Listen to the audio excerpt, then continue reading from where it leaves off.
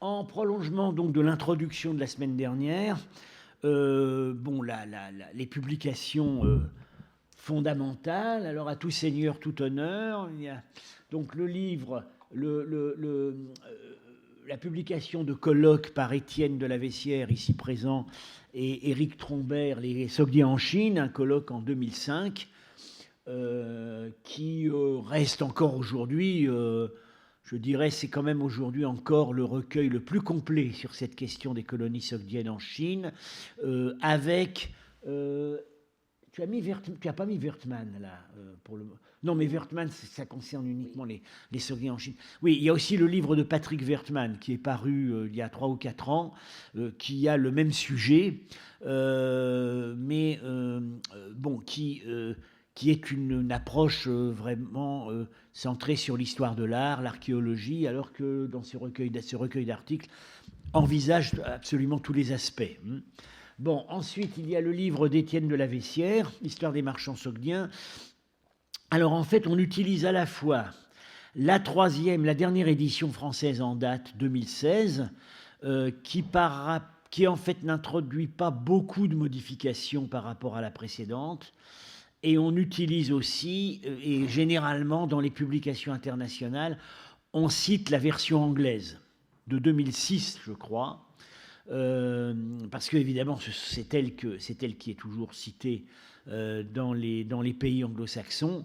Il paraît, enfin, l'auteur me contredira si ça n'est pas exact, que la version aujourd'hui la plus au point serait la version japonaise, qui a été donc traduite par notre collègue Etsuko Kageyama, qui est souvent venu ici, mais en concertation étroite avec Étienne, et elle a conduit, je crois, à trouver quelques contradictions, quelques améliorations possibles. Elle a corrigé toutes les erreurs bibliographiques, toutes les notes où j'oubliais de mettre la référence, etc., etc. Elle n'a pas corrigé le fond, mais c'est beaucoup plus précis que la distraction de nous Alors, il n'y a plus qu'à traduire la version japonaise en anglais et en français maintenant. Bon.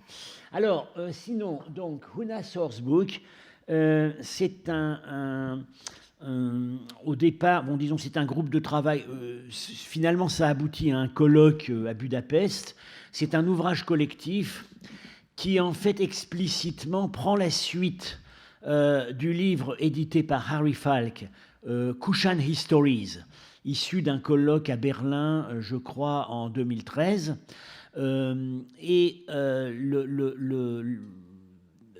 Ce livre prend la suite pour les époques, disons, post-Kushan, qui nous intéressent directement pour le cours ici.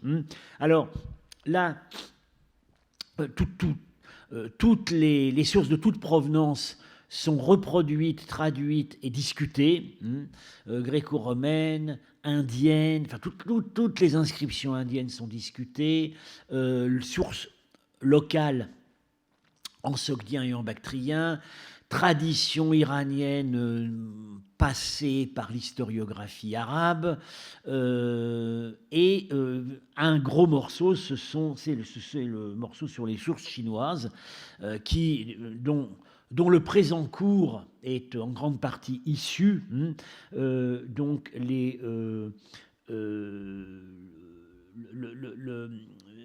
ce chapitre a été fait en collaboration entre Chao Zhong et Galambos, avec des contributions par Inaba, Deg et autres, etc. Bon. Ce qu'il n'y a pas dans le Huna Sourcebook, ce sont les sources numismatiques. Alors il faut faire très attention à cela, de même qu'elles ne sont pas dans Kushan Histories. Pourquoi ? Parce que là, bon, voilà, disons que, pour dire les choses très franchement, le dialogue est apparu difficile avec les numismates, et qui sont pas d'accord entre eux, notamment sur la chronologie, et qui ne sont d'accord avec personne d'autre que les numismates, assez souvent. Le problème principal venait aussi de ce que ceux qui ont fait les publications les plus complètes, les plus détaillées pour les périodes en question, ce sont les numismates de Vienne, et c'est justement avec eux que le dialogue chronologique est vraiment difficile. Ils ont leur raisonnement, qui est très bien argumenté, mais ils ont du mal à adapter leur raisonnement à des évidences qui ne sont pas à caractère numismatique. Voilà. Donc pour le moment, bon, évidemment, on espère que finalement l'unification se fera, mais il est apparu qu'il était trop tôt au stade de ce livre pour intégrer tout cela. Donc, Chao Zhong, tu continues là-dessus? Oui, il y a aussi beaucoup d'ouvrages chinois et japonais à consulter. Pour vous, je voudrais recommander d'abord un article par Yoshida Yutaka on the origin of the Sogdian surname Zhao Wu and related problems, publié dans la revue Journal asiatique en 2003 et en anglais.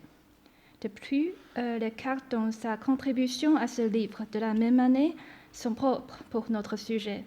Ce livre est publié par NHK, le Japan Broadcasting Corporation, et il s'agit à la route de la soie continentale et océanique. Quand en ouvrage chinois, une consultation de celle par Yu Taishan est indispensable. Ici à gauche, Yu 2005 est la version chinoise et originale de celle à droite, Yu 2014. A concise commentary on memoirs on the Western regions in the official histories of the Western and Eastern Han, Wei, Jing, and Southern and Northern dynasties.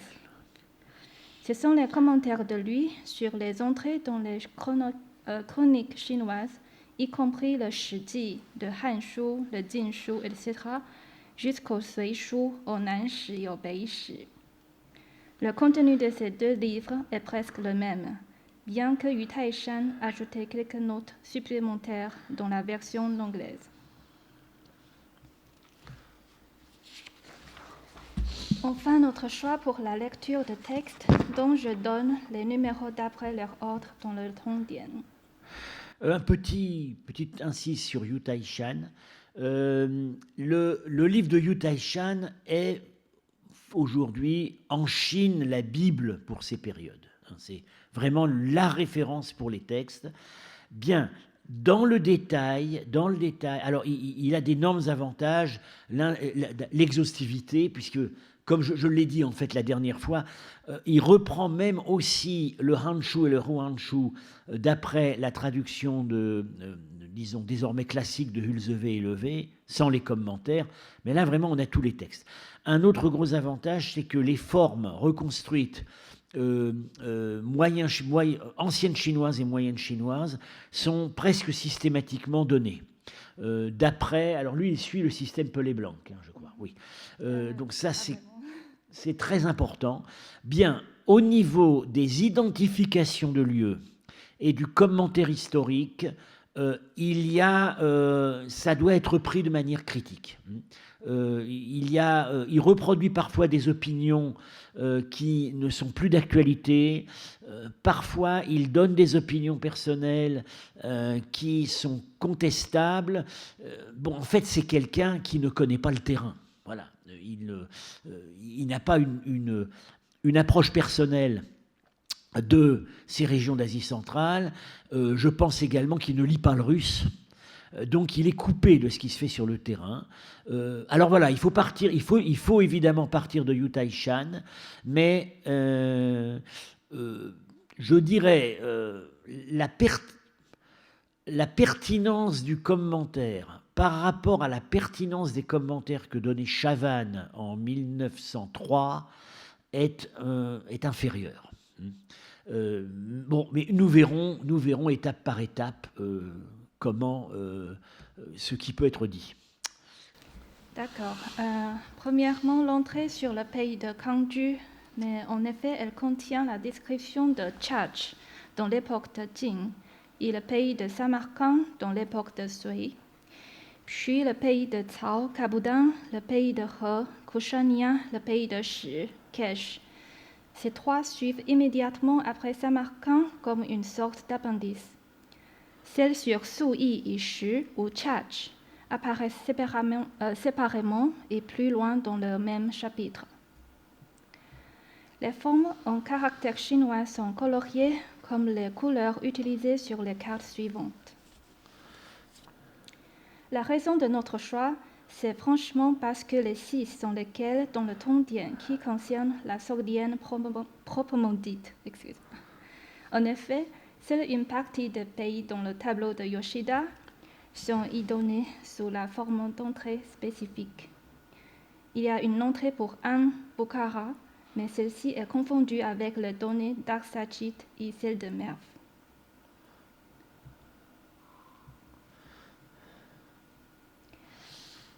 Voici une carte japonaise publiée en 2003 par Yoshida, aimablement avec l'accord de lui. Après notre adaptation en français, c'est comme ça. Et ceux qui sont choisis pour notre lecture sont coloriés. Kan ou Samarkand en bleu, He ou Kushanyan en verte, Cao en turquoise, Shi ou Kesh en jaune, et Shi Tashkent, ou plus préférablement Chach, en tant que son nom historique est mis en rouge clair. Une autre carte excellente, c'est la carte 5 dans l'histoire des marchands sogdiens. Merci à Étienne de la Vessière pour cette image très claire et je la coloriée d'après la direction de France. Encore une fois. Mais sans consultation d'Étienne. Choix qu'il n'approuvera peut-être pas complètement. Oui, donc encore une fois, Kan en bleu, He ou Kushanyan en verte, Cao en turquoise, mais il y en avait deux plus aussi nommés Cao dans la chronique de Tang. Et enfin Shi et Shi en dehors. Je passe l'explication à France. Oui, alors, Samarkand, Kang, bon, j'ai fait aller la couleur sur toute l'île, parce qu'on a l'île, enfin, l'espace entre les deux bras, entre donc le canal du Dargom et le fleuve Zérafchan, en considérant que le canal du Dargom était contrôlé par le royaume de Samarcande. Bon, j'ai essayé de trouver des limites. Bon, c'est tout très arbitraire, mais enfin, j'ai mis les limites qu'on peut éventuellement proposer. Pour les limites nord des principautés, j'ai tout simplement suivi la limite du mur qui bordait la Sogdiane au nord, mur sur lequel je vais revenir dans un instant, parce que voilà, ça c'est une limite, et une limite qui était peut-être aussi politique.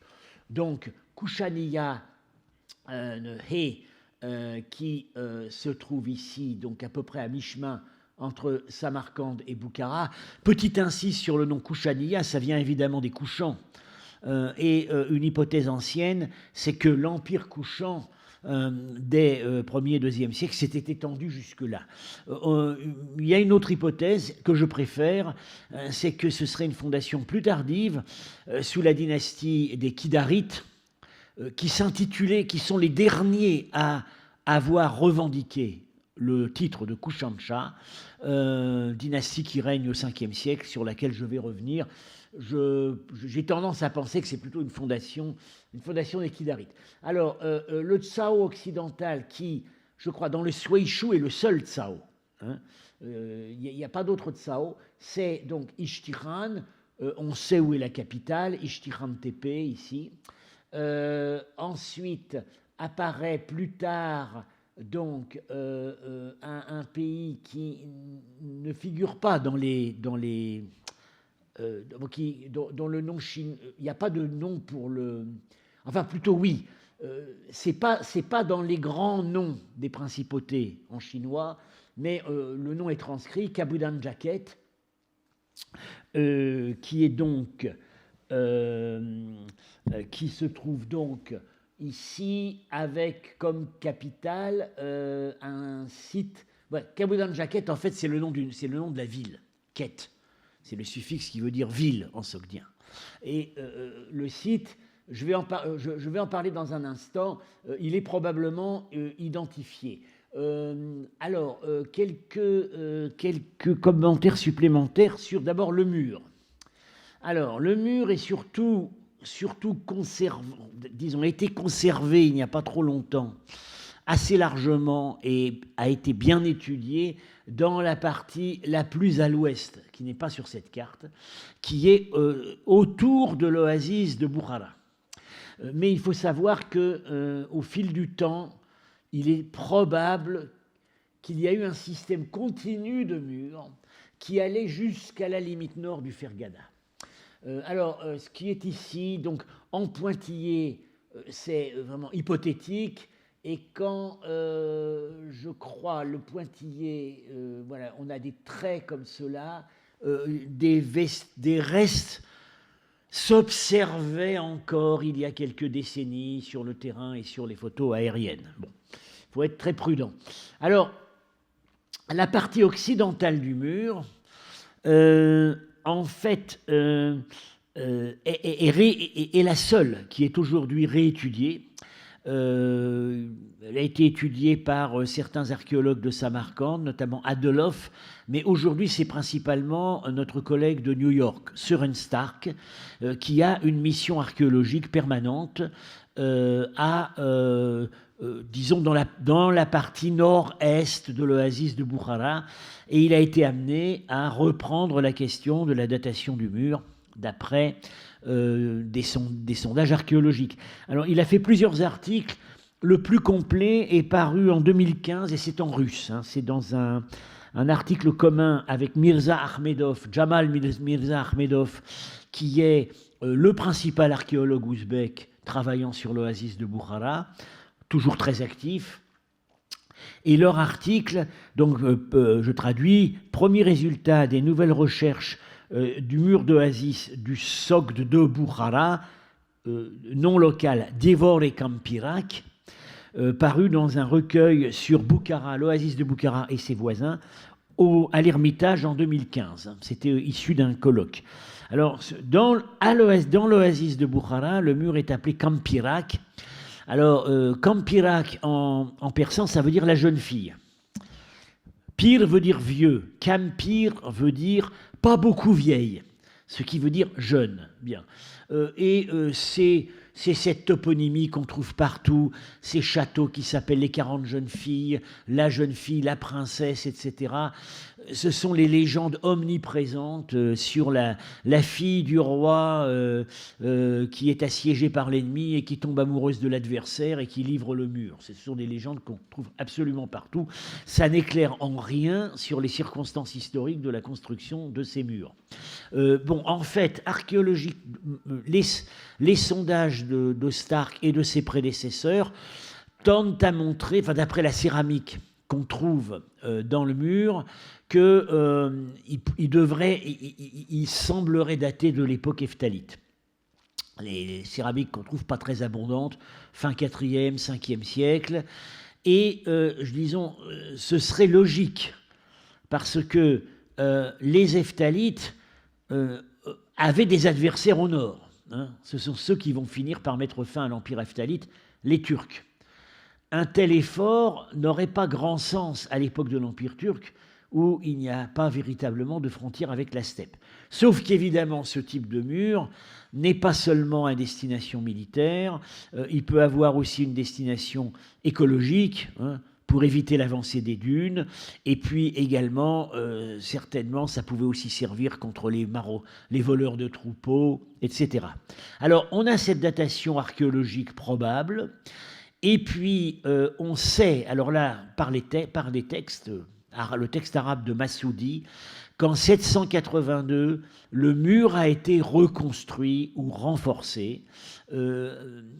D'ailleurs, on a, sous la direction d'un personnage qui n'était pas à Bukhara, qui était l'héritier des derniers rois de Samarcande et qui, en fait, était à Ishtikhan. Mais probablement, il contrôlait la corvée villageoise, ce qui lui permettait d'offrir ses services aux gouverneurs arabes de l'époque. Pour les extensions les plus orientales, on est dans un grand brouillard, surtout qu'en fait, pratiquement plus rien n'est conservé. Alors, il y a eu quand même des études, des tentatives pour dater d'après les dates des sites qui se trouvent au-delà et en deçà du mur, mais le seul ouvrage un peu général est un vieux livre en ouzbek, et je dois dire que je n'ai pas encore pu me le procurer, mais il semblerait qu'il n'y ait pas eu autre chose.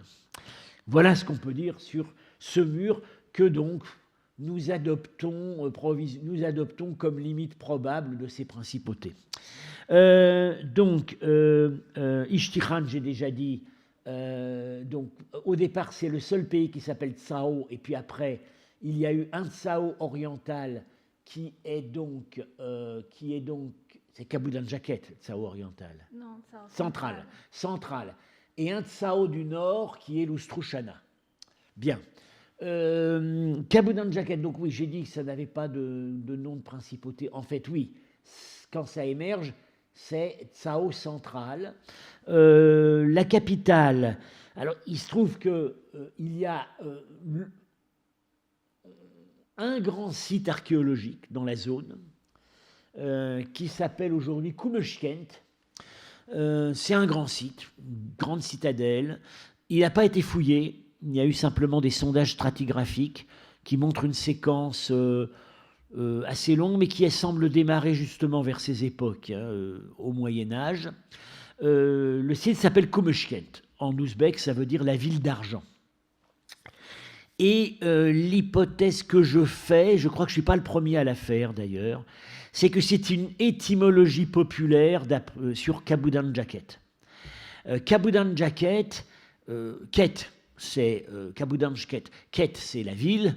Kabudanj, ça veut dire bleu. Alors, pourquoi est-ce qu'on appelait ça le pays bleu? Peut-être en rapport avec le nom de la rivière, enfin le qualificatif de la rivière. Bien. On a des formes, semble-t-il, intermédiaires entre Kabudanjket et Kumeshkent qui nous sont transmises dans des sources médiévales, notamment le dictionnaire, le répertoire de Samani, XIIe siècle, très utile pour la géographie historique. Ce livre s'intitule, en arabe, c'est le livre des généalogies. En fait, il s'intéresse aux généalogies des cheikhs, des oulémas, etc. Mais à chaque fois, il y a une remarque, une petite notice géographique sur leur lieu d'origine. Et donc, il nous donne une liste bien complète de une grande quantité de toponymes pour cette époque. Il en donne beaucoup plus que ce qu'on trouve dans les grands géographes comme Istahri, Ibn Hawkal, etc. Voilà, donc c'est ce qu'on peut dire sur Ichtikhan. Alors, autre chose sur Ichtikhan, c'est que nous savons qu'après la prise de Samarcande en 712, les souverains de Samarcande, les Irshides, ne sont pas revenus à Samarcande, ils se sont réfugiés à Ichtikhan. C'est pas dit tout au début, mais on voit après que l'Irshid de Sogdiane demande à l'empereur de Chine de reconnaître son fils comme roi d'Ichtikhan après sa mort, etc. Donc on pense assez sérieusement qu'ils étaient là. Et puis on a une confirmation épigraphique hypothétique, c'est qu'au moment de la construction du palais du dernier gouverneur omeyyade à Samarcande, on a une série de briques cuites qui portent le tampon Irshid et d'autres portent le tampon Ichtikhan. Et l'hypothèse que j'ai faite, c'est que comme les anciens rois locaux étaient toujours chargés de la collecte de l'impôt foncier, comme le gouverneur cette année-là avait besoin de briques pour faire construire son palais, une partie de l'impôt a été convertie en nature.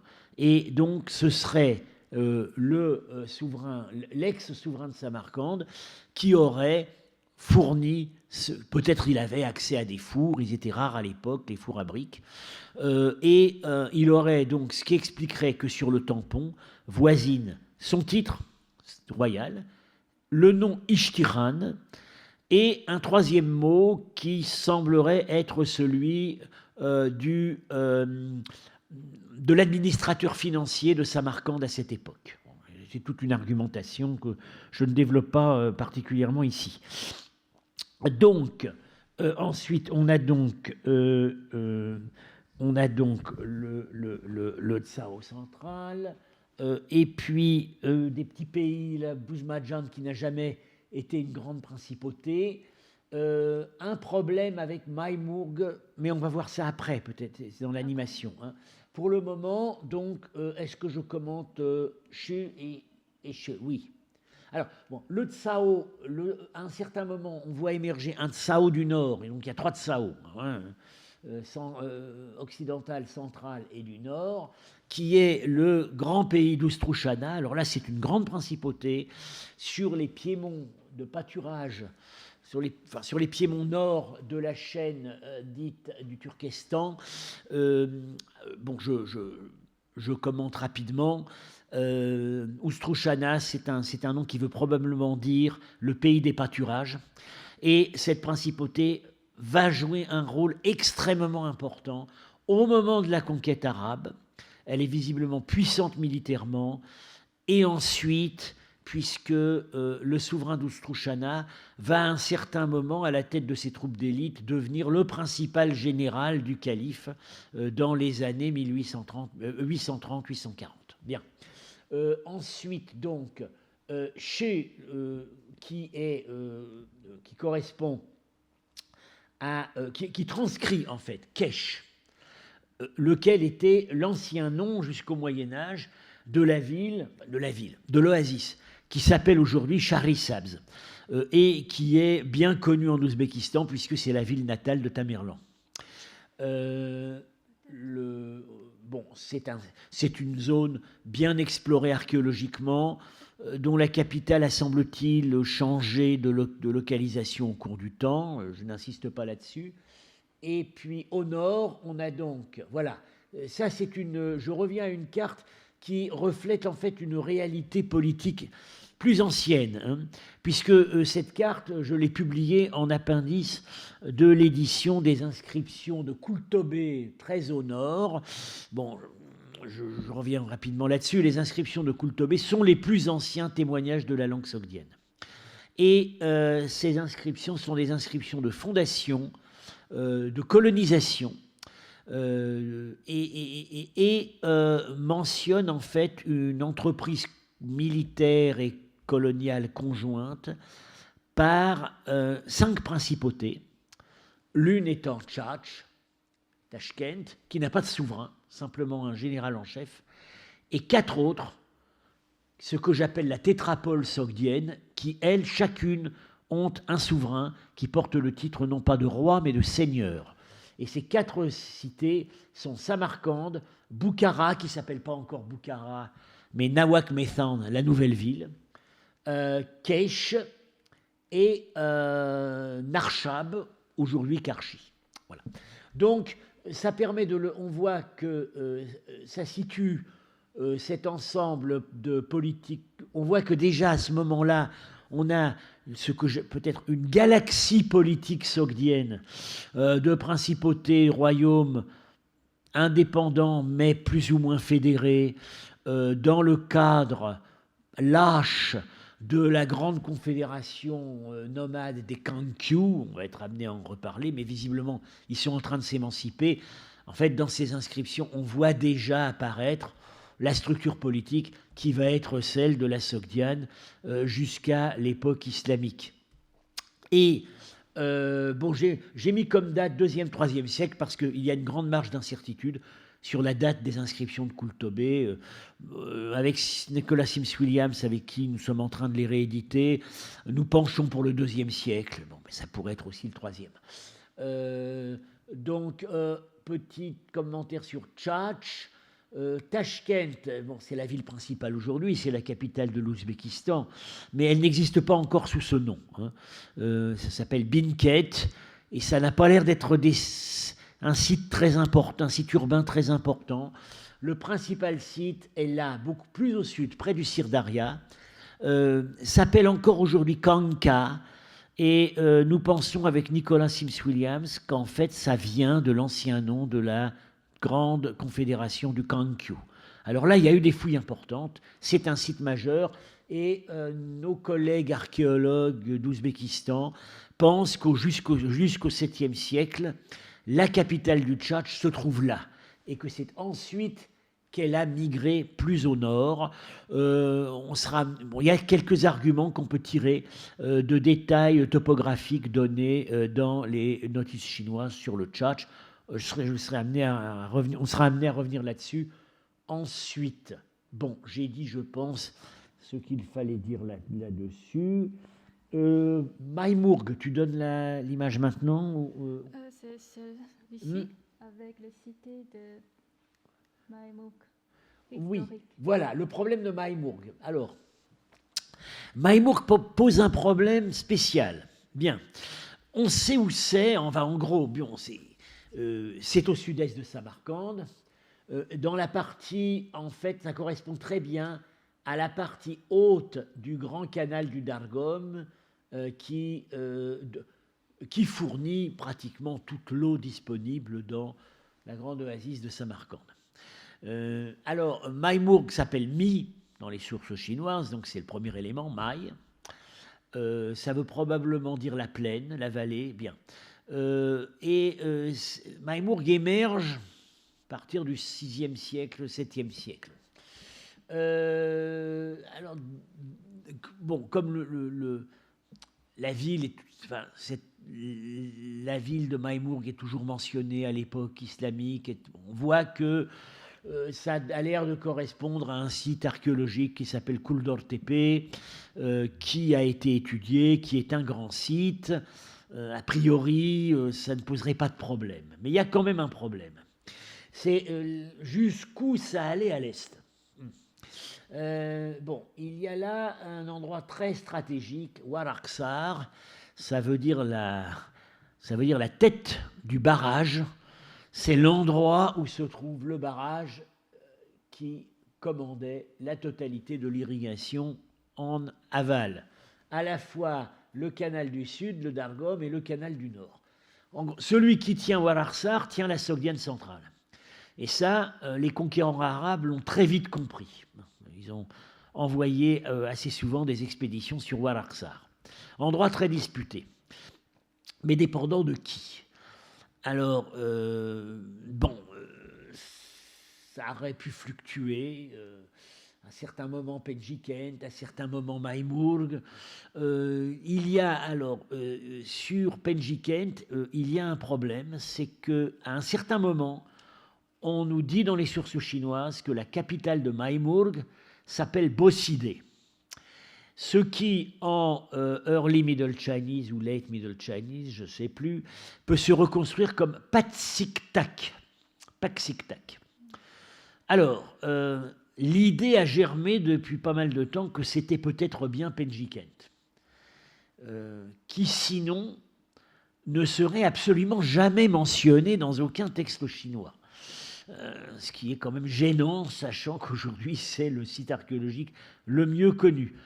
En même temps, c'est vrai, Penji Kent est très bien connu, mais n'était pas une ville extrêmement importante. On n'a jamais eu plus que 6 000, 7 000 habitants, d'après les estimations des archéologues. Alors, Patsiktak, Penji Kent. Alors, Yoshida, au départ, pensait que Patsiktak pourrait très bien transcrire un mot sogdien, Patsartag, qui veut dire réparer. Alors, d'où son idée. Penji Kent a été incendié en 722 lors de sa prise par les Arabes. Dans les années, un peu plus tard, on voit qu'une partie de la ville est restaurée, réparée, reconstruite. Donc ce serait la ville reconstruite. Je n'y crois pas. Et Marchak n'y croyait pas non plus. Alors, avec Étienne, nous avons plutôt supposé que c'était peut-être une transcription déformée ou peut-être avec des caractères corrompus de Penji Kent. Yoshida nous dit que c'est pas possible. Voilà, donc pour le moment on en est là, incertitude sur la frontière orientale de Maïmourg. Qu'est-ce qu'il faudrait ajouter là? Oui, alors on passe à la vue suivante. J'ai dit tout ce qu'il y avait à dire, hein, Ciao Oui, Joe. je pense. Donc voilà, j'ai déjà parlé de ça, à propos surtout de Tchatch.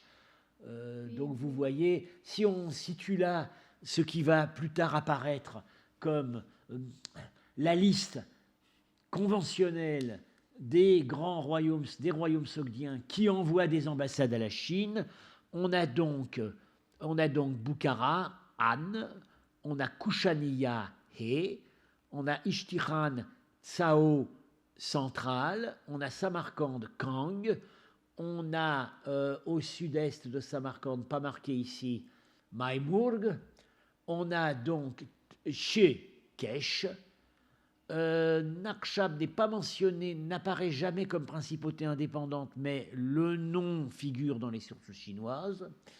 Et puis, on a donc dans cette zone Tsao septentrionale ou Strushana, Tchatch, Kanka. Voilà. Alors, la suite. Moi, c'est ma partie. Oui, alors, exactement. Donc une présentation maintenant de l'auteur et du caractère du Tongtien, dont l'utilisation comme source historique doit s'entourer de quelques précautions. Merci. Donc maintenant, je parle plus en anglais pour une discussion plus efficace et plus internationale. So, Du Yo was from... On avait dit a small break, là. Est-ce qu'on fait a small Oui, si break? vous voulez. Donc, je répète. So, Du Yo was from an educated family, and many relatives in his clan were high-rank officers, and he started to serve the government at a young age. During the last 10 years before his death, that is to say, after he presented the Tongdian to the emperor, he was the prime minister of the Tang dynasty. One can read his biography in Jiu Tang Shu and Xin Tang Shu, but actually many works written in Tang and Song period can be found with traces of his comments and activities. So in Eastern Asia, there are a lot of studies focusing on his life and achievements. In our seminar, I shall only point out some facts or records important to our topic. They shall help us to evaluate the credibility of his writing and compilation. Last week, I expressed that Tongdian is not a historical work in a strict sense. In one phrase, it is an encyclopedia of political affairs presented to the emperor for the purpose of ruling the empire. Therefore, the part concerning the western regions is generally more like a treatise of geography.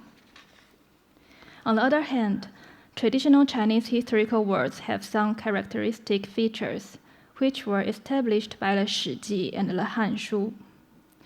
The authors of traditional chronicles were either official historians or private ones, but in any case, their basic purpose was to organize the data of their times or of the previous dynasties with their historical view.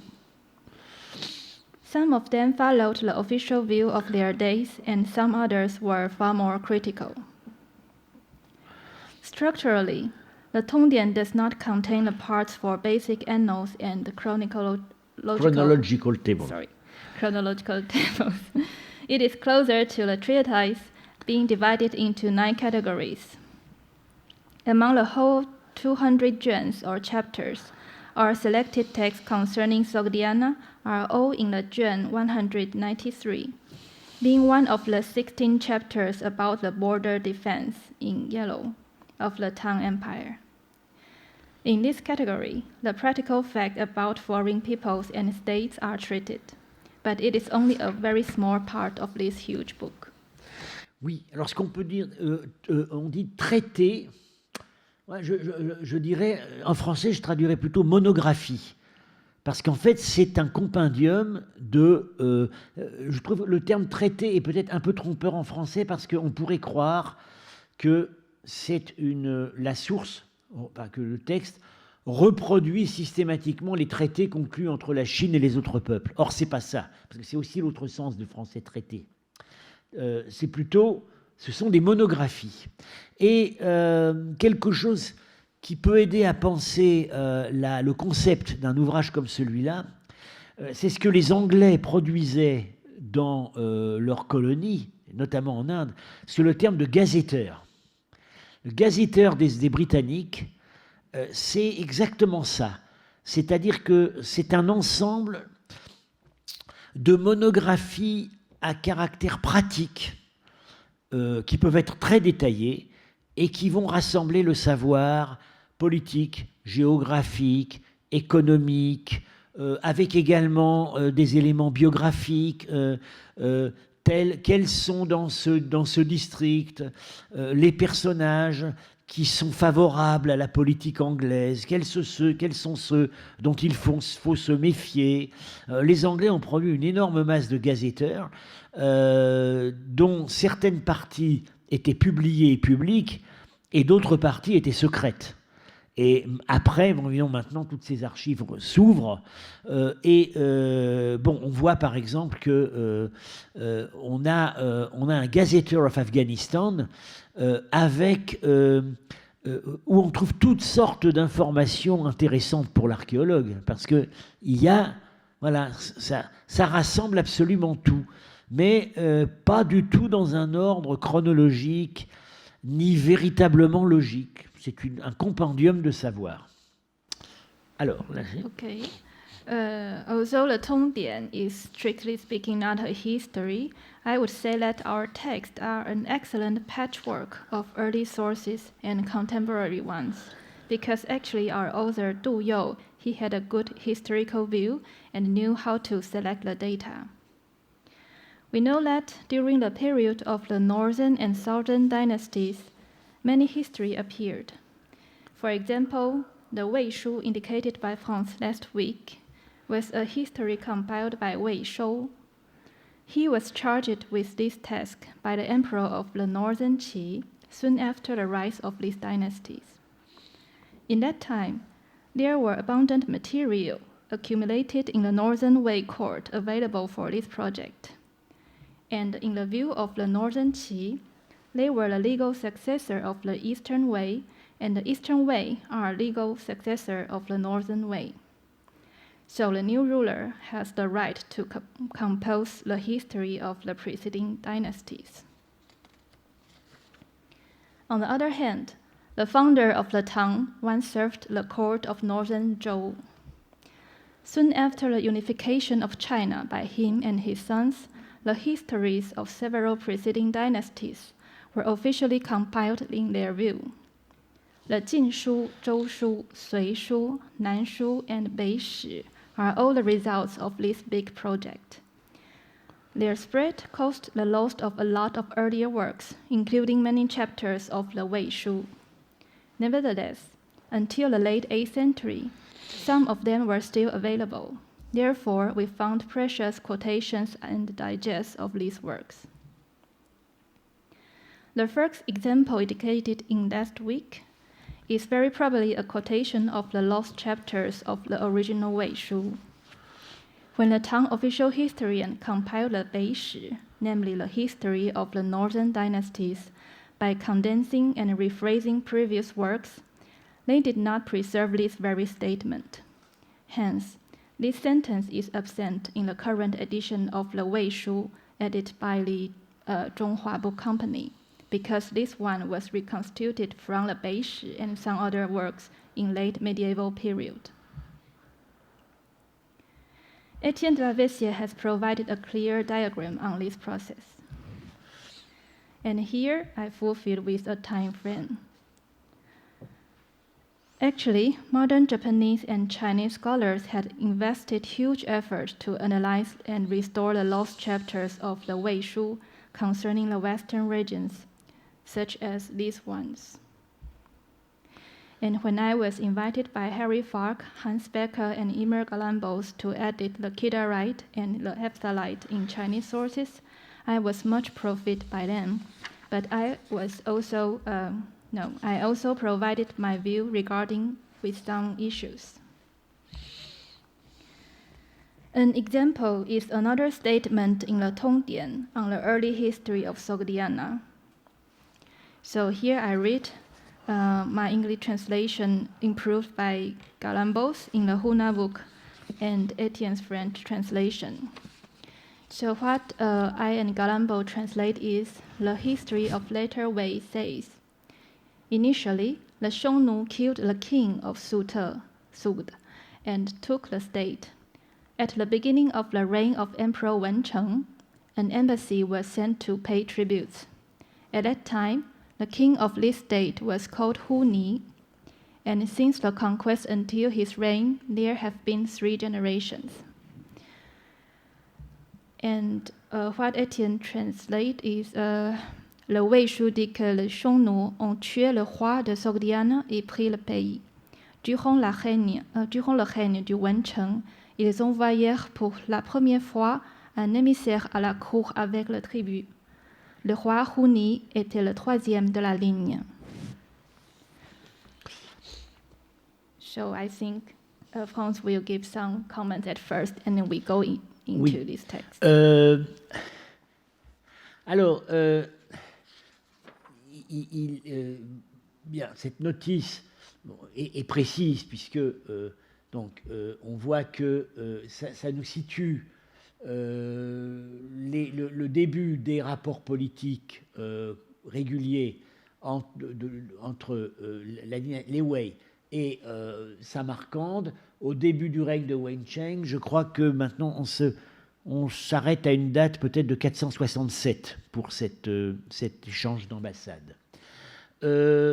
Malgré tout, le texte pose un problème, la fin du texte pose un problème, et qui a été beaucoup discuté à notre colloque à Budapest, dont est sorti le livre Huna Source Book, sans, je crois, qu'on arrive véritablement à une solution qui s'impose. Parce que, bien, on pourra revenir sur les termes, les mots chinois utilisés, mais ça peut se comprendre. Depuis la conquête des Han jusqu'à l'envoi de cette ambassade, ça peut se comprendre 3 générations. Bon, alors là c'est assez près. Donc tout simplement, voilà, le souverain régnant serait le petit-fils de celui qui a fait la conquête, et ça nous donne, du coup, ça nous autorise à postuler un espace de temps de 50 ans environ. Voilà. Mais on peut aussi comprendre, une autre façon de comprendre, c'est le 3e de la lignée, c'est-à-dire pas forcément le grand-père, le fils, le petit-fils, le 3e roi. Et là, ça change tout, parce qu'on peut tout à fait, du coup, imaginer des successions de frère à frère. Et ça nous fait ça nous conduirait à raccourcir l'espace de temps général. Je crois qu'il n'y a pas de solution qui s'impose véritablement, et que le texte chinois peut se comprendre des deux façons.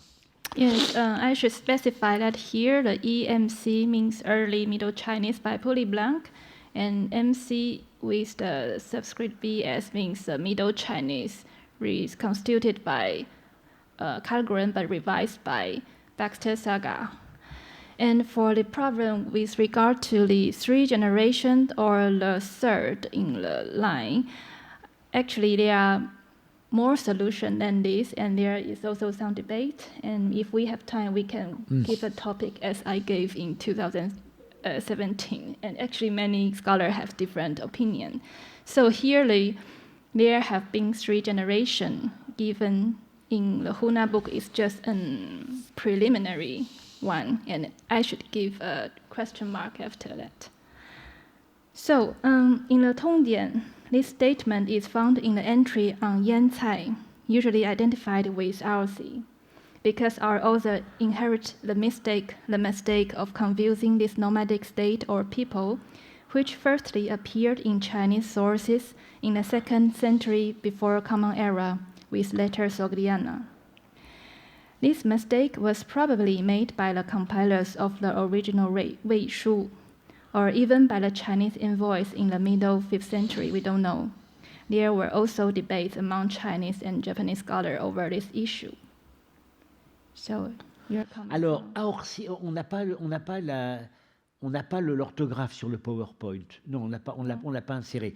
Oui, alors, c'est dans cette entrée sur la Sogdiane se trouve donc à l'intérieur de l'entrée sur le peuple des Yanzai.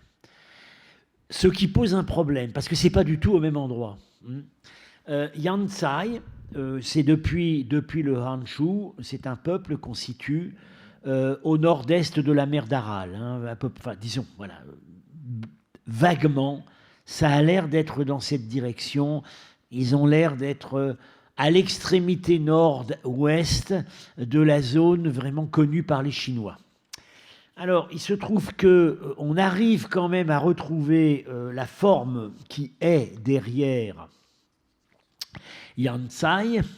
Ça correspondrait assez bien à un nom de peuple qui nous est transmis par les sources grecques, les textes grecs sur les événements à la fin de la période grecque en Bactriane, le peuple des Aorsi. Alors il se trouve que c'est un nom qu'on suit pendant longtemps.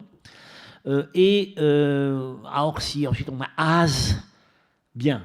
Et très tôt, on voit que c'est couplé avec le nom d'un autre peuple, qui sont les Alains. On a même un nom hybride, à un certain moment, qui apparaît, je crois, dans les sources byzantines, les Orsi-Alani. On a l'impression d'un peuple qui aurait été composé de deux éléments principaux, une confédération. Ce sont des exemples qu'on retrouvera après dans l'histoire de la steppe, avec des confédérations qui continuent à unifier le nom de deux peuples. Bien, mais encore une fois, on ne se situe pas du tout dans la région de Samarcande. On est sur le bas Sirdaria, et ces Alains vont finir par migrer à l'ouest, poussés par la migration des Huns. Ils vont finir par se retrouver dans le Caucase. Et puis de là, certains vont partir vers le Danube. Alors, les sources médiévales sur la région danubienne continuent à associer les deux noms. Alors, ceux qui se sont retrouvés dans le Caucase, ils existent encore, puisque les Ossètes, aujourd'hui, ils ont le nom des Aorsi, avec T, qui est le pluriel iranien. Le pluriel, disons, scythe. Les Ossètes, ce sont des descendants des Aorsi. Et ce qui est intéressant, c'est que les Ossètes parlent l'ancienne langue des Scythes. Donc on voit que ces gens-là n'étaient pas des turcophones, ne parlaient pas des langues altaïques, mais parlaient la branche septentrionale des langues iraniennes. Alors après, bon, mais alors chez les Ossètes, justement, une des branches ils ont deux dialectes en fait, et l'un des dialectes s'appelle l'Alon, la langue des Alains, et l'autre s'appelle le Digor, c'est-à-dire le deuxième dialecte. Bon, à un certain moment, les aventures de ces Alains, les Alains, c'est un peuple qui a eu un destin absolument extraordinaire, parce que certains ont été en fait incorporés par les Huns d'Attila, et l'ont accompagné à l'ouest. Et on a eu des colonies d'Alains en France. Il semblerait que le prénom Alain, au départ, qui est spécifique à la Bretagne, vient d'eux. Bien. Et puis, d'un autre côté, des Alains du Caucase qui étaient restés là, ou peut-être parfois dans la steppe du Kouban, plus au nord, se sont retrouvés chez Kubilai Khan, en Chine. Je crois qu'ils avaient été faits prisonniers lors d'une campagne ou envoyés comme mercenaires, ou je ne sais pas. Ils se retrouvent à Pékin, et les premiers, les évêques de Pékin, les évêques franciscains de Pékin, à l'époque de la dynastie Yuan, ont surtout leurs fidèles parmi les Alains. Donc, voilà, ils ont un destin extraordinaire et il se trouve donc, voilà, que la notice du Tongtien sur Samarcande a l'air de situer Samarcande dans le pays des Alains, ce qui, là, ne peut se comprendre que par une confusion des noms. So, made a final remark of this paragraph that, as you can see, I translate literally the beginning 后魏史 as the history of letter Wei. So, but as most scholars believe that this history of letter Wei, 后魏史, is exactly the lost Wei Shu, so this opinion has been reviewed in Etienne de la Vaissier's French translation. Okay, and more notes from Franz Grenet and Nicolas Sinks-Williams are provided in the Hunar source book. Oui. Alors là, il s'agit d'un matériau archéologique. La vue suivante. Bon, déjà, pour situer, voilà, par rapport à ce que j'expliquais, une carte très grossière, que j'ai publiée, mais qui n'est pas autre chose qu'un guide général, un essai. Ça ne prétend pas du tout à la précision, mais c'est pour montrer, pour tenter de visualiser la migration des Huns à partir de la deuxième moitié du IVe siècle. Alors, donc là, je dis tout de suite, j'adopte les vues d'Étienne de la Vaissière, qui sont que les Huns, connus à la fois donc chez nous comme les Huns d'Europe, et les peuples connus ou autodésignés comme Huns, qu'on trouve après en Asie centrale, jusque dans le nord de l'Inde, et puis aussi les Chionites qu'on nous décrit dans l'armée sassanide en 359, c'est le même mot, ça vient de Hun. Chionite, en fait, on sait très bien, c'est une adaptation occidentale, iranienne en fait, et que ces Huns sont les héritiers historiques d'une partie du peuple, de l'immense peuple des Xiongnu, qui politiquement se trouve en désintégration à partir du IIe siècle, mais dont certains éléments ont pu continuer dans l'Altaï à conserver non seulement le nom, mais des éléments de culture matérielle, des éléments d'onomastique et une autodésignation. Bon, bien entendu, personne ne va dire que les différentes branches historiques des Huns sont authentiquement, biologiquement, linguistiquement des Xiongnu. Ça a évolué. Les Xiongnu semblent avoir une onomastique, une langue qui se rattache plutôt aux langues turques d'un côté, mais d'après certains témoignages, il y aurait aussi des éléments de langue sibérienne. Les Chionites, quand on a des noms, ce sont des noms de type iranien du Nord, de type scythique. Donc il y a eu évidemment des mélanges, des métissages, etc. Mais donc, en gros, voilà comment on pourrait visualiser les choses. Choc de départ vers le milieu du IVe siècle. Bon, alors, je n'insiste pas là-dessus. Pour quelles raisons? Actuellement, ce qui est tout à fait à la mode, ce sont les modèles climatologiques. Et effectivement, on constate un assèchement, des hivers plus froids, etc., qui semblent se produire dans cette zone au IVe siècle. Disons, ce qui permet de penser cela, ce sont des prélèvements faits dans les lacs de la région de Touva, qui semblent indiquer une péjoration du climat à cette époque. Actuellement, c'est le modèle qui, disons, tient la corde. Alors, départ vers l'ouest, et à ce moment-là, à un certain moment, il y aurait donc une branche qui part vers le sud, que les Sassanides semblent affronter à partir de 350-360, avec le roi Shapur II qui s'installe à Merv, pour combattre ces peuples. Et là, dans les sources, on a donc le nom Chionite, qui donc est une forme du nom des Huns. Et puis, vers le début du 5e siècle, nous avons donc notre ami Attila et les Huns d'Occident qui apparaissent, et on a un indice chronologique dont j'avais discuté avec Peter Golden, qui est assez convaincu de cela, c'est le nom d'Attila. Parce que le nom d'Attila, est-il, c'est le nom turc de la Volga.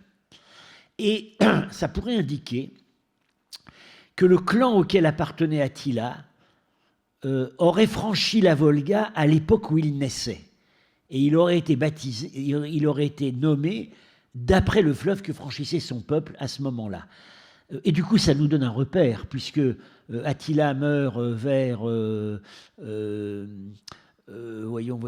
vers 430, 440. Il est assez âgé, donc ça indiquerait que son clan aurait franchi, disons vers la fin du IVe siècle, aurait franchi la Volga dans sa marche vers l'ouest. Semble-t-il, ça correspond assez bien à des découvertes que font maintenant les archéologues du Kazakhstan, qui travaillent sur les bords de la mer Caspienne, qui semblent avoir identifié la trace du passage des Huns, notamment dans les nécropoles. Bon, alors, ensuite, donc, une branche part vers le sud, affronte les Sassanides, mais on voit par des éléments de culture matérielle que ces migrations, on comprenne aussi un élément plus local, la culture de Djeti Assar, en fait, dans les zones où se trouvaient les Alains et les Aors auparavant. Là, on voit ça par la céramique, et puis des éléments de culture matérielle. Cette zone se dessèche à ce moment-là, justement, les perturbations climatiques, et des éléments auraient participé à cette migration.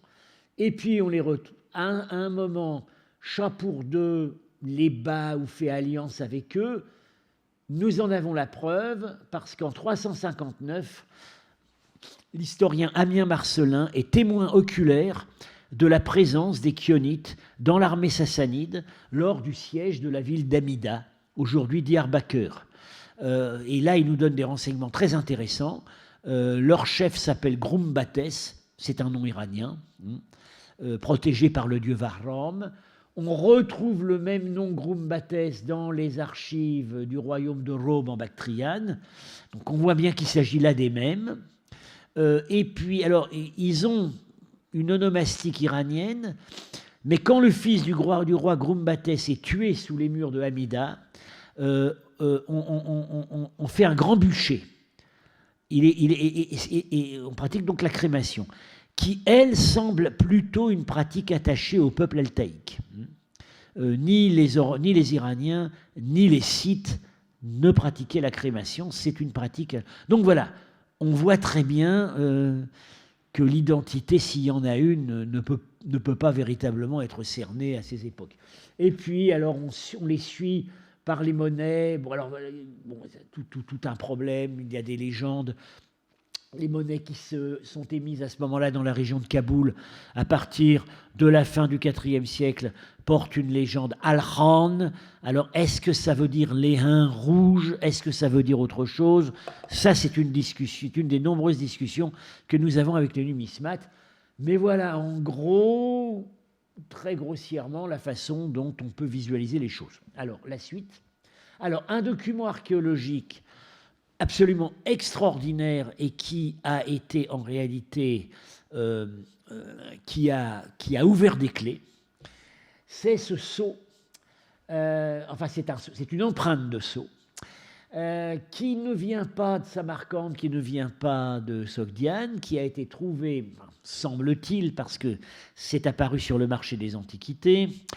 Il aurait été trouvé dans la région du Bouner, au Pakistan, c'est-à-dire c'est à côté de la vallée du Swat. Mais on sait qu'originellement, ces sceaux viennent de Samarcande, parce qu'entre-temps, on en a trouvé des assez semblables, malheureusement avec une légende beaucoup moins bien conservée, dans la fouille du château de Kafirkala, à 10 km de Samarcande, Kafir-Kala, dont on en est sûr maintenant, est la résidence royale hors les murs de plusieurs dynasties successives de Samarcande. Donc ça vient de Samarcande. Le fait qu'on ait retrouvé ce sceau au Bouner, enfin dans la région du Swat, peut s'expliquer parce que on sait qu'il y a eu, cette zone appartenait aux Kidarites, lesquels étaient aussi à Samarcande au 5e siècle, et qu'il y a même eu un royaume kidarite résiduel qui a duré un peu plus longtemps dans cette région du Swat.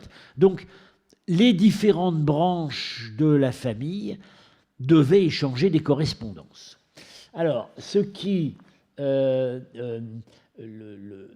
c'est un mélange extraordinaire parce que le personnage est représenté comme un roi sassanide, avec les rubans qui flottent, etc., la couronne, mais pour autant qu'on puisse en juger, il n'est pas barbu ni moustachu. Donc il est représenté comme un roi sassanide, mais on a évité de lui donner des traits physiques spécifiquement iraniens. Bon, la langue, alors c'est pas du sogdien, c'est du bactrien. D'où évidemment l'idée, puis on a d'autres raisons que nous allons voir dans un instant de le penser, que ce sceau en fait a été émis à un moment où la dynastie des Kidarites est à Samarcande. Et les Kidarites, on sait que historiquement, ils apparaissent d'abord en Bactriane, en 467, sur les Piémonts Est, au même moment, 457. Ils interviennent dans les querelles de succession sur le trône d'Iran, et au même moment, non, en fait, ce sont les Hephthalites. Qu'est-ce que je... Non, les Kidarites, on voit qu'ils commencent à apparaître de manière à peu près sûre autour des années 420. Voilà.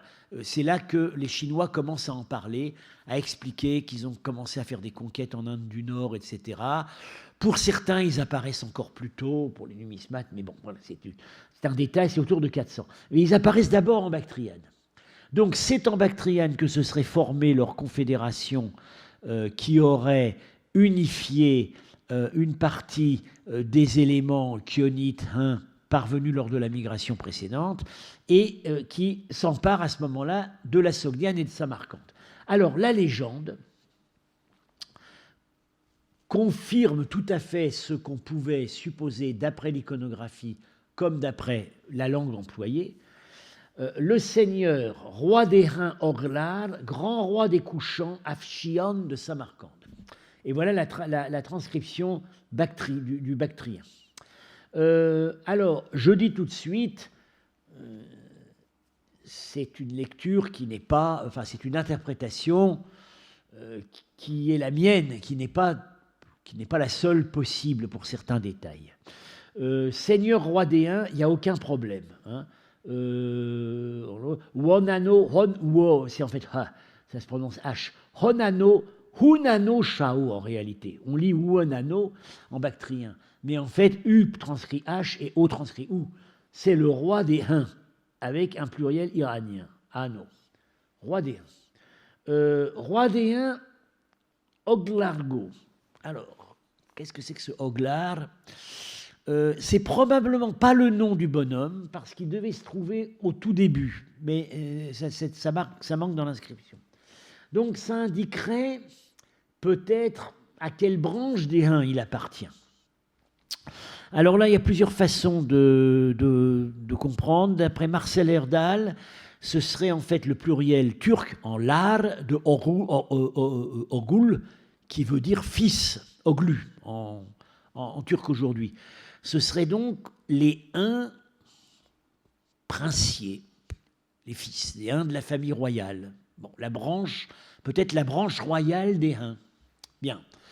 Une autre façon de voir les choses, c'est de voir là le prototype du nom d'une des deux grandes confédérations de peuples turcs qu'on va retrouver ensuite, les Oghuz, les Oghurs et les Oghuz. Et ce serait déjà les Oghurs. Bon. En tout cas, ça a l'air de qualifier le mot Hun. Alors ensuite, la surprise continue. Grand roi des couchants. C'est aucun doute possible sur la façon dont il s'intitule. Et ensuite, alors là, la lecture la lecture est due à Étienne. On avait d'abord publié sans comprendre ce mot, mais en fait, Afshian, c'est l'origine du titre local des rois de Samarcande, attesté plus tard comme Afshin, titre qu'on trouve aussi en Oustrouchana. Alors, en fait, c'est le titre local, c'est-à-dire qu'au moment de la conquête arabe, le roi de Samarcande est Afshin de Samarcande et roi de Sogdiane. Donc on distingue très bien le vieux titre local et le titre royal qui s'applique en fait au royaume. Bien. Alors, l'origine, c'est Afshin est un mot, semble-t-il, iranien. Bon, on pense que c'est une... Quand on avait que la forme Afshin, on pensait que c'était une variante du mot sogdien Rchewan, qui veut dire, qui est une des façons de dire roi. C'est une forme parallèle à Irshid, le mot sogdien habituel pour roi, sur la même racine iranienne, Rshai, qui veut dire exercer le pouvoir, et qui est à l'origine tout simplement du mot iranien actuel Shah. Voilà.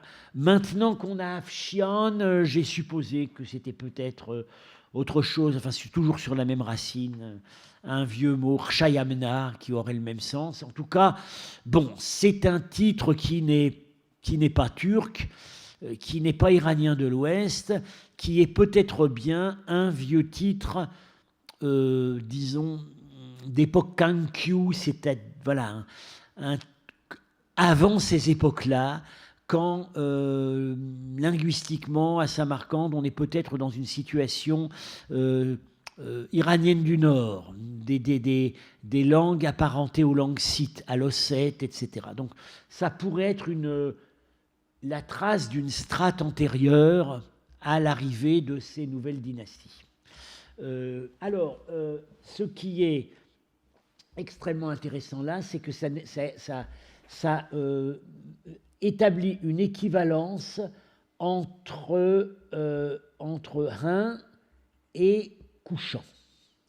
Alors, il y a un seul peuple, une seule dynastie, dont on peut dire qu'il pouvait s'intituler à la fois Hun et Kushan.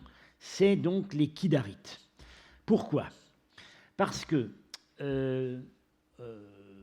oui, alors voilà, on savait déjà, ces Kidarites qu'on voit émerger en Bactriane vers 420 et qui finiront par être battus par les Hephthalites vers 470, on savait déjà qu'ils étaient venus à Samarcande. Parce que dans la série des monnaies locales, on a cette monnaie représentée par quelques exemplaires où on lit le nom Kidara. Alors, ma note là. Oui. La raison qui permet de penser qu'il s'agit... tu remontres le sceau. Les sources sur les monnaies que les Kidarites ont frappées en Inde, dans le Gandhara, on a le nom Kidara et roi des rois des Kushans. Donc ça fait le rapport entre Kidarites et Kushans. Ils sont la dernière dynastie à avoir revendiqué le nom de Kushan. Les Hephthalites qui leur succéderont vont rejeter ce nom qui ne réapparaîtra plus. Bien. Alors, ça nous donne le signe égal entre Kidarites et Kushan. Quant au signe égal entre Hun et Kidarites, on l'a par l'historien byzantin Priscus, qui nous parle des Kidarites en tant qu'adversaires des Sassanides, comme Hun Kidarites. Donc, Hun égale Kidarites égale Kushan. Et voilà, c'est ce qui explique ce sceau, et qui en plus donc est certainement associé à Samarcande, preuve évidente qu'à un certain moment, ils sont arrivés du Sud, ils ont apporté leur propre langue de chancellerie, et ça c'est quand même assez extraordinaire, parce que le sogdien était bien établi comme langue officielle et langue de chancellerie à Samarcande depuis des siècles. Donc, ils importent leur langue de chancellerie, qui est le bactrien, et ils émettent ce sceau. Alors, ça va nous permettre aussi, du coup, d'expliquer une des mentions dans c'est dans le Tongtien ou oui, Wenasha. On en parle maintenant ? Plus tard. Plus tard. Alors, on va en parler après. Donc, la présence kiddarite à Samarcande. On a cette monnaie, on a ce sceau, la suite. Et voilà, alors c'est très confus, mais c'est intéressant. C'est une peinture qui est mal conservée, qui était dans la cella d'un grand temple à Djartepe, à mi-chemin entre Samarcande et Penjikent. En fait, c'est tout près du barrage qui commandait les grands canaux de la Sogdiane. Et on est également dans une zone où on sait que plus tard, se trouve une grande réserve de chasse. Et on voit ici une chasse à la panthère, avec en haut, alors je vous demande de croire les légendes que j'indique là, on a deux divinités qui sont sur un trône porté par des lions. Voyez un lion ici, et un lion, voilà, plus près, voilà, un lion ici, et un lion ici. Et sur ce trône se trouvent deux divinités. L'une d'elles est une femme avec un grand manteau. C'est très certainement Nana, la grande déesse de la Sogdiane, qui a un trône de lion. Et l'autre est probablement son compagnon, son parèdre, Tishtria, le dieu de la pluie. On les trouve associés sur d'autres documents. Et en bas, on a une scène de chasse. Alors pourquoi mettre la chasse sous la dépendance de ces divinités ? Ce sont des divinités qui commandent l'arrivée de l'eau, et la chasse suppose que le gibier a de quoi boire et de quoi manger, mais plus précisément, Tishtria, le dieu de la pluie et de l'étoile Sirius, est mentionné dans l'Avesta comme celui qui pourvoit l'abondance du gibier de montagne. Et c'est certainement le lien qu'on trouve ici. Et là, nous avons une chasse à la panthère des neiges. Je crois qu'il y a une panthère et tu peux donner l'image plus grande, Chao Zhang. On voit une panthère et des mouflons, peut-être ibex, oui, ou un agre, et panthère des neiges. Donc une faune locale. Et là un ibex, oui, une antilope. Et les personnages qui chassent, tu donnes là le détail, sont la photo agrandie. Voilà. Vous voyez leur profil, assez intéressant. Ce ne sont pas encore des Turcs. Quand les Turcs vont arriver vers 560, ils vont se caractériser par de longs cheveux et de longues nattes. Les Turcs ne sont pas encore là. On est avant. Donc on est peut-être bien sous les Kidarites. Et on voit aussi qu'ils ont quand même les cheveux, bien que n'ayant pas les cheveux longs, ils ont les cheveux rassemblés en tresses. On peut penser que c'est une aristocratie locale mixte, où se trouvent à la fois des Sogdiens et peut-être des conquérants Kidarites. Une des raisons qu'on a de penser ça, ce sont les inscriptions sogdiennes laissées par les marchands sur le Haut-Indus, où à cette époque, on voit des gens qui ont des noms sogdiens, mais fils de Hun ou père de Hun. Donc, on a une introduction de gens qui s'intitulent comme Hun dans des grandes familles marchandes de Samarcande. Donc, on voit très bien qu'il y a là un métissage qui se produit, une fusion des aristocraties. Donc c'est probablement ce que nous avons là. On a ensuite des documents plus tardifs à Samarcande qui nous montrent clairement, et Penjikent, qui nous montrent clairement que les aristocraties locales deviennent turques. avec leurs grands cheveux à nattes. Mais ce n'est pas encore le cas ici. Donc c'est probablement un témoignage de plus de l'époque kidarite. Pour Wenasha, on va peut-être en discuter la prochaine fois maintenant. Oui. Parce qu'on est arrivé. Oui, donc je l'avais mentionné, le sceau de Samarcande donne l'explication du nom des rois de Samarcande dans le passage récupéré dans le Tongtien. C'est grâce à et ça nous donne là, c'est rare, mais là, ça nous donne un synchronisme absolument parfait. On va en parler la prochaine fois. Alors voilà, y a-t-il des commentaires et des questions ?